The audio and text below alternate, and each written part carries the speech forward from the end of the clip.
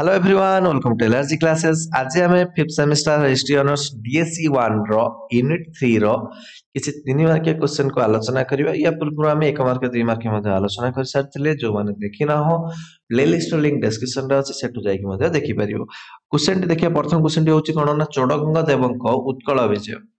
चोडगंग देव किपरि उत्कल विजय करथले ता विषय आम पढियो।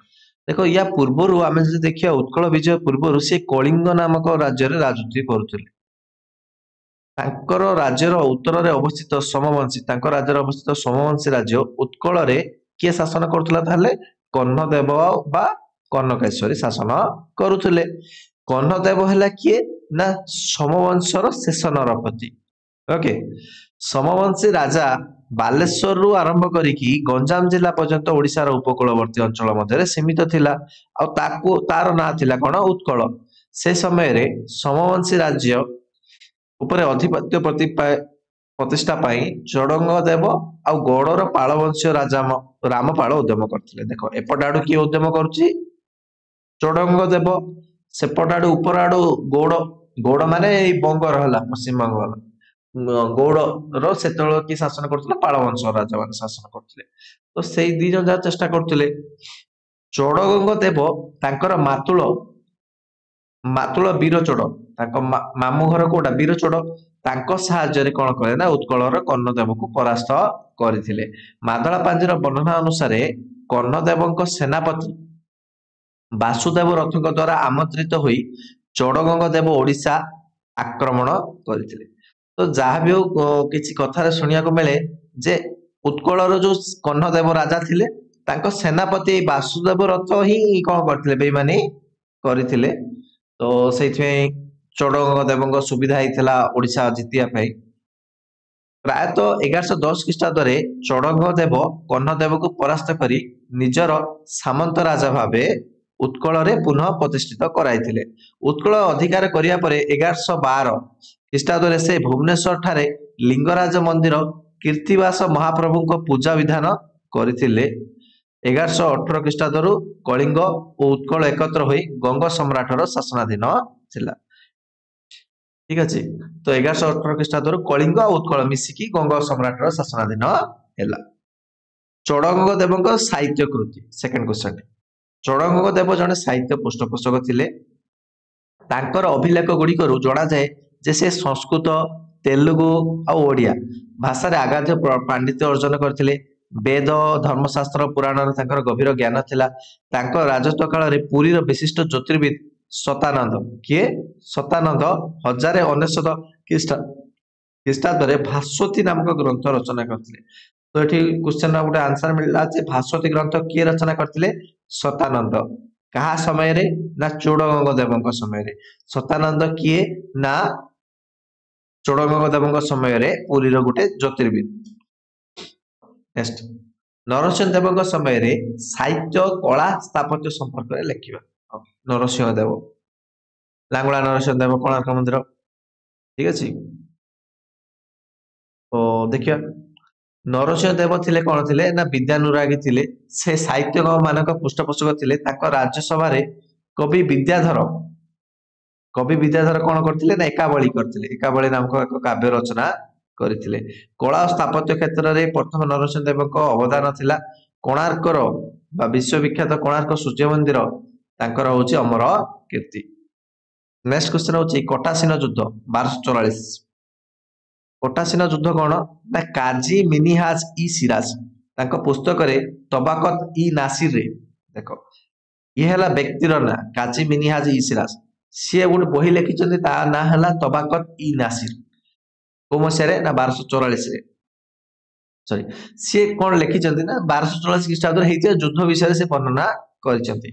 तांको वर्णना अनुसार तुघ्रिल तुघन खा सी कोन कले ना ओडिशा सैन्य बाहिनी ऊपर आक्रमण करथिले। प्रथम पर्याय रे जदिच बंगर मुसलमान सैनिक माने किछि मात्रा रे सफलता लाभ करथिले, ओडिशार सेना माने प्रांतीय दुर्ग कटासीन रे आश्रय नै सेठारे सेमानक युद्ध कौशल प्रस्तुत करथिले। सेथिमे ता ना हेला कटासीन युद्ध। ठीक अछि।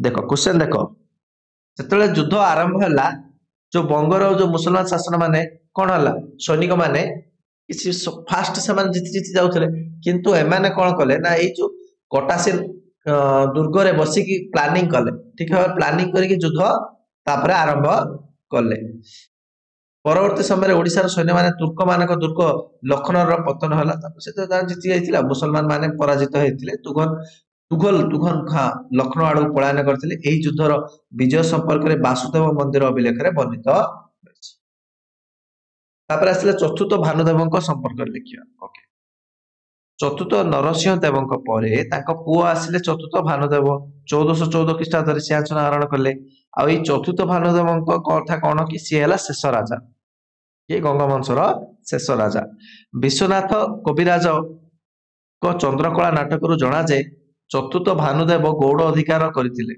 ओके चतुर्थ भानुदेव कौन अधिकार करथिले गौड़ अर्थात जोटा कि बंग कह जाउछला पश्चिम बंग बंगर शासन जिलालुद्दीन मोहम्मद शाह कबलरू हिंदू मां को रक्षा करने से युद्ध करथिले और से निजको श्रीवीर भानुदेव गजपति प्रताप वीर श्री निशंक भानुदेव रूपे परिचित कराइथिले से दक्षिण रे रेड्डी मानक मत सहित युद्ध कला बेले तांको विश्वस्त मंत्री कपिलेश्वर राउतराय जे कि पछे कपिलेंद्र देव विश्वास घातकता करथिले आ से युद्ध करुवा बेले ये एपटे जाई कि कोन राज्य को राजा बोली घोषित करैथिला युद्ध कला बेले से मृत्युवरण करथिले बोली लिखा अछि ओ सेइथरे विभिन्न कहानी सब रहिछि से जा भी होना काहे कि तो ये थिला शेष राजा तापर कपिलेंद्र देव बा जो तांको मंत्री कथा कह जाउची कपिलेश्वर राउतराय से शासन करथिले चोडगंग देवଙ୍କ उपाधि गुडी कोन कोन थिला चोडगंग देव बहु उपाधि पाइथिले जेमति कि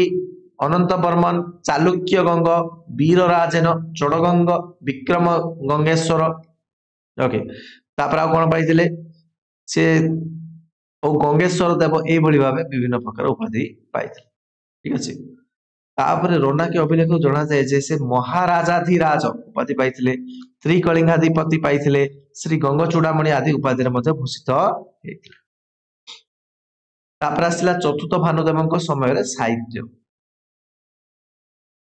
ताको समय रे साहित्य केमते थिला चतुर्थ भानुदेवଙ୍କ पृष्ठपोषकता रे अनेक अलंकार शास्त्र काव्य और नाटक रचित होइतिला विश्वनाथ कविराज तांकर राजसभा मंडन करथिले तांकर साहित्य कृति थिला साहित्य दर्पण कहार साहित्य कृति विश्वनाथ कविराज साहित्य दर्पण किए लिखिथिले विश्वनाथ दर्पण विश्वनाथ कविराज एतिसह राघव विलास महाकाव्य प्रभावती परिण नाटिका चंद्रकला नाटिका काव्य प्रकाश ए सब थिला अन्यतम माने तांको समय रे सब प्रकाशित हेतिला या छडा जोगेश्वर पात्र दान दंतावली ग्रंथ ए सब जिंस सब रचना हेतिला कपिलेंद्र देवଙ୍କ समयर साहित्य कपिलेंद्र देव जने साहित्य अनुरागी तथा साहित्य कला प्रेमी रूपे परिचित से निजे विद्यानुरागी थिले ओके तापरे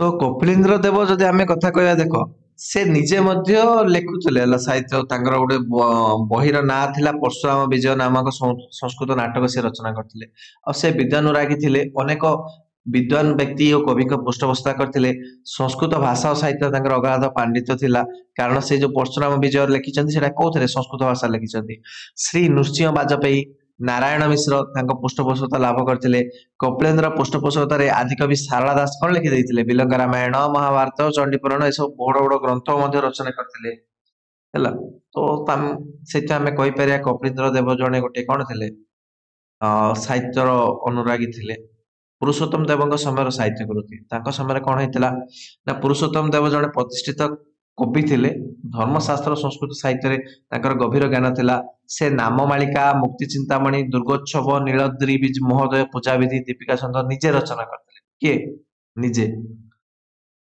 पुरुषोत्तम देव हाराबली कथा कहबा बा त्रिकांड शेष थिला तांकर संस्कृत अभिधान हला त्रिकांड कोश हबो शेषन कोश तो त्रिकांड कोश सेतिर तांकर संस्कृत रो गोटे डिक्शनरी मध्ये से लिखिथिले तांको पृष्ठपोषकता रे अनेक ख्यातनामा कवि से तो निजे लिखिले ता बाद बहुत गुड़ाक कवि ज्ञानी पंडित साहित्य साधना मध्ये तांको माने प्रोत्साहन रे करि पारथिले कारण साहित्य साधना गोटे एमिति जिंस सेतरे प्रोत्साहन बहुत आवश्यक होइते कारण पैसा पत्र तो सेतरे मिलिबनी तो ଏମାନଙ୍କ ସାହାଯ୍ୟ ମିଳିଲେ ସେମାନେ ଲେଖିପାରିବେ ଆଉ।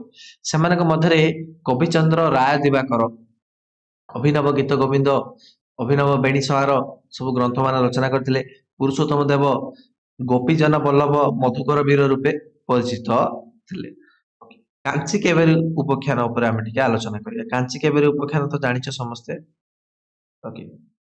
ପୁରୁଷୋତ୍ତମ ଦେବଙ୍କ କାଞ୍ଚି ଅଭିଯାନ ଓ ବିଜୟକୁ କେନ୍ଦ୍ର କରି ଓଡ଼ିଶାରେ କାଞ୍ଚି କାବେରୀ ଉପାଖ୍ୟାନ ବର୍ଣ୍ଣିତ। ବଳରାମ ଦାସଙ୍କ ବେଢା ପରିକ୍ରମା ମାଦଳା ପାଞ୍ଜିରେ ଏହି ଲୋକପ୍ରିୟ ଉପାଖ୍ୟାନ ବର୍ଣ୍ଣନା କରାଯାଇଛି। ପୁରୁଷୋତ୍ତମ ଦେବ କର୍ଣ୍ଣାଟକ ରାଜାଙ୍କର ଅନିନ୍ଦ୍ୟ ସୁନ୍ଦରୀ କନ୍ୟା ପଦ୍ମାବତୀକୁ ବିବାହ କରିବାକୁ ଇଚ୍ଛା କରିଥିଲେ। ମାତ୍ର ରଥଯାତ୍ରା ସମୟରେ ପୁରୁଷୋତ୍ତମ ଦେବ କଣ କରୁଛନ୍ତି? ରଥ ଉପରେ ଛେରା ପହଁରା କରୁଛନ୍ତି। ଏଇଟା ଗୋଟେ ଚଣ୍ଡାଳର କାର୍ଯ୍ୟ ଭାବିକି ଏପରି ଜଣେ ଚଣ୍ଡାଳ ରାଜା ବା ପୁରୁଷୋତ୍ତମ ଦେବକୁ ସେ ତାଙ୍କ କନ୍ୟାକୁ ବିବାହ କରିବାକୁ ସେ କଣ କଲେ? କର୍ଣ୍ଣାଟକର ରାଜା ବା କାଞ୍ଚିର ରାଜା ମନା କରିଦେଇଥିଲେ। ଏଥିରେ ପୁରୁଷୋତ୍ତମ ଦେବ କଣ କଲେ ନା ଅପମାନିତ ବୋଧ କଲେ। ଏଥିସହ କର୍ଣ୍ଣାଟକ ରାଜାଙ୍କ ଏପରି ଆଚରଣ ପ୍ରଭୁ ଶ୍ରୀ ଜଗନ୍ନାଥଙ୍କ ପ୍ରତି ଏକ ଅବମାନନା ବୋଲି ଉଦ୍ବୋଧ କଲେ। ଏଣୁ ଏହି ଅମର୍ଯ୍ୟାଦା ଯୋଗୁଁ ପ୍ରତିଶୋଧ ନେବା ପାଇଁ ପୁରୁଷୋତ୍ତମ ଦେବ କର୍ଣ୍ଣାଟକ ରାଜଧାନୀ କାଞ୍ଚି ଆକ୍ରମଣ କରିଦେଇଥିଲେ। ସେ କାଞ୍ଚିର ରାଜା ସାଲୁ ନରସିଂହଙ୍କ ଦ୍ୱାରା ପରାସ୍ତ ହେଲେ। ପ୍ରଥମ ଯୁଦ୍ଧରେ କଣ ହେଇଥିଲେ? ହାରିଗଲେ। ଏଥିରେ ପୁରୁଷୋତ୍ତମ ଦେବ ଅଧୀର ହୋଇଗଲେ। କର୍ଣ୍ଣାଟକ ରାଜାଙ୍କୁ ପରାସ୍ତ କରିବା ପାଇଁ ସେ ପ୍ରଭୁ ଜଗନ୍ନାଥଙ୍କୁ ପ୍ରାର୍ଥନା କଲେ ଓ ଅଧିଆ ପଡ଼ିଲେ। ସ୍ୱପ୍ନରେ ପ୍ରଭୁ ଜଗନ୍ନାଥ ଯୁଦ୍ଧ କ୍ଷେତ୍ରରେ ପୁରୁଷୋତ୍ତମ ଦେବଙ୍କୁ ସାହାଯ୍ୟ କରିବା ପାଇଁ ଜଣାଇଲେ। ପୁରୁଷୋତ୍ତମ ଦେବ ଦ୍ୱିତୀୟବାର ସୈନ୍ୟ ସାମନ୍ତ ସହ କାଞ୍ଚି ଆକ୍ରମଣ କଲେ। ସ୍ୱୟଂ ବଳଭଦ୍ର, କାହାଣୀ ତ ସମସ୍ତେ ଜାଣିଛ ଆଉ। ବଳଭଦ୍ର ଜଗନ୍ନାଥ ଯଥାକ୍ରମେ କଳା ଓ ଧଳା ଘୋଡାରେ ଚଢି ଯୁଦ୍ଧରେ ଅଂଶଗ୍ରହଣ କରିବାକୁ କାଞ୍ଚି ଅଭିମୁଖେ ଅଗ୍ରସର ହେଇଥିଲେ। ଏହି ଯୁଦ୍ଧରେ ପ୍ରଭୁ ବଳଭଦ୍ର ଆଉ ଜଗନ୍ନାଥଙ୍କ ସାହାଯ୍ୟ ଯୋଗୁଁ ପୁରୁଷୋତ୍ତମ ଦେବ କାଞ୍ଚିର ରାଜା ସାଲୁ ନରସିଂହଙ୍କ କନ୍ୟା ତାକୁ ହରାଇଥିଲେ ଆଉ କନ୍ୟା ପଦ୍ମାବତୀକୁ ବନ୍ଦୀ କରିକି ସାଙ୍ଗରେ ନେଇ ଆସିଥିଲେ। ଅପମାନର ପ୍ରତିଶୋଧ ନେବା ପାଇଁ ପଦ୍ମାବତୀଙ୍କ ଜଣେ ଚଣ୍ଡାଳକୁ ବିବାହ କରିବାକୁ ସେ ମନ୍ତ୍ରୀଙ୍କୁ ଆଦେଶ ଦେଇଥିଲେ। କିନ୍ତୁ ମନ୍ତ୍ରୀ ପଦ୍ମାବତୀକୁ ନିଜ ଘରେ ତାଙ୍କ କନ୍ୟା ରୂପେ ରଖି ପାଳି ସୁଯୋଗ ଅପେକ୍ଷା କରିଥିଲେ। ଯେତେବେଳେ ରଥଯାତ୍ରା ଦିନ ପୁରୁଷୋତ୍ତମ ଦେବ ପୁଣି ଥରେ କଣ କରିବେ? ରଥ ଛେରା ପହଁରା କରିବାକୁ ଗଲେ। ତ ସେଇ ସମୟରେ ମନ୍ତ୍ରୀ ପଦ୍ମାବତୀଙ୍କ ସହ ସେଠାରେ ଉପସ୍ଥିତ ହେଲେ ଏବଂ କହିଲେ, ସାମୁ ତ ଏବେ ପୃଥିବୀର ଶ୍ରେଷ୍ଠ ଝାଡୁଦାର। କାରଣ ରଥଯାତ୍ରା ରଥରେ ଝାଡୁ କରୁଛନ୍ତି ଜଗନ୍ନାଥ ରଥରେ, ତ ସିଏ ତାଠୁ ବଡ ଝାଡୁଦାର ଆଉ କିଏ ଅଛି କି? ସେଇଥିପାଇଁ ରାଜାଙ୍କ ଆଦେଶ ମୁତାବକ ସେ ପଦ୍ମାବତୀକୁ ଛାମୁକୁ ହାତ ଟେକିଦେଲେ ବୋଲି କହିଥିଲେ। ଆଉ ତଥାପି ପଦ୍ମାବତୀ ପୁରୁଷୋତ୍ତମ ଦେବଙ୍କ ଗ୍ରୀବାରେ ବରଣମାଳା ଲମ୍ବାଇ ଦେଇଥିଲେ, ଅର୍ଥାତ୍ ଫୁଲମାଳା ଦେଇ ଦେଇଥିଲେ। ଐତିହାସିକ ରାଖାଲ ଦାସ ବାନାର୍ଜୀ, ଯାହା ହଉ ଐତିହାସିକ ଜଣେ ରାଖାଲ ଦାସ ବାନାର୍ଜୀ ଅଛନ୍ତି, ସେ ଏଇ ଯୋଉ କାଞ୍ଚି କାବେରୀକୁ ଗୋଟେ ମାନେ ପ୍ରେମ ବ୍ୟଞ୍ଜକ ପ୍ରେମ କାହାଣୀ ବା ଜଗନ୍ନାଥଙ୍କ ଏତାରେ ଲେଖି ଦିଆଯାଇଛି ବୋଲି କହୁଛନ୍ତି। ଯାହା ବି ହଉ, କେତେ ଦୂର ସତ କେତେ ଦୂର ମିଛ ସିଏ ଅଲଗା କଥା। ତ ଆମେ ତ କାହାଣୀ ଆମେ ଜାଣିଛେ ଏଇ କାହାଣୀଟି, ଠିକ ଅଛି। କେତେ ଜଣ କୁହନ୍ତି କଣ କି ଯୋଉ ଯେତେବେଳେ ସିଏ ଦାକ୍ଷିଣାତ୍ୟ ବା ଯୋଉ ଏଇ ସବୁ ବିଜୟ କରିଥିଲେ ସେତେବେଳକୁ ସେ ଅଲରେଡି ବୁଢା ହେଇଯାଇଥିଲେ ନା, ବୁଢା ବେଳକୁ ସେ ବାହା ହେବେନି ନା, ଏଭଳିଆ ଗୋଟେ କାହାଣୀ ଅଛି। ଯାହା ବି ହଉ ମାନେ ଦାବି କରୁଛନ୍ତି କିଛି ଐତିହାସିକ ମାନେ। ତ ସେ ଇତିହାସ କେତେ ଦୂର ସତ ସେ ତ ଆମେ ଜାଣିନେ। ଠିକ ଅଛି, ତ এই ଭିଡିଓଟିକୁ ଏତିକିରେ ରଖିବା। ସମସ୍ତେ ଭିଡିଓଟି ଲାଇକ୍ କର ଆଉ ଚ୍ୟାନେଲକୁ ଯଦି ସବସ୍କ୍ରାଇବ କର ସବସ୍କ୍ରାଇବ ମଧ୍ୟ କରିଦିଅ। Thank you.